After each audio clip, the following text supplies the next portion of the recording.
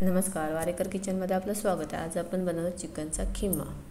त्यासाठी आपल्याला boneless chicken लागतं। चिकनचा खिमा बनवण्यासाठी मी चिकनचा खिमा हा मातीच्या भांड्यामध्ये बनवते, कारण मातीच्या भांड्यामध्ये जेवण स्वादिष्ट असतं आणि तब्येत आरोग्याला पण चांगलं असतं।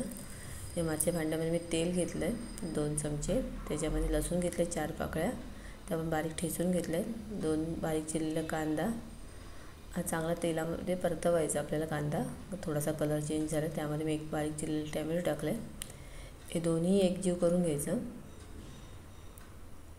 तर झाले,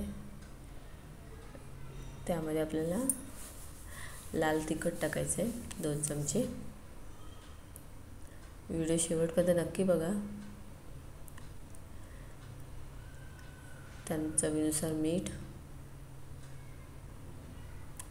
आला लसूण पेस्ट,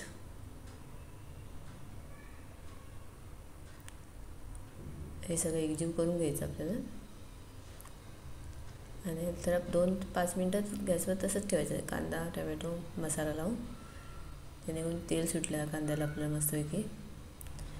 त्याच्यामध्ये आपण जे चिकन बारीक बोनलेस चिकन आलं होतं ते बारीक करून स्वच्छ धुवून घेतलं मी। बारीक तुकडे केलेत त्याचे छोटे छोटे, तेही त्याच्यामध्ये मिक्स करायचं। जास्त पाणी ओतायचं नाही, थोडंसं पाणी ओतायचं, कारण आपण चिकनचा खिमा सुकं करायचं आहे, ते पातळ करायचं नसतं। हे आपल्याला शिजवायचं चांगलं आहे। हे तुम्ही भाकरीसोबत पावासोबत कशासोबतही खाऊ शकतात। आपला चिकनचा खिमा तयार झाला आहे। चॅनलला नवीन असाल नक्की सबस्क्राईब करा, व्हिडिओ शेअर करा, कमेंट करा, लाईक करा।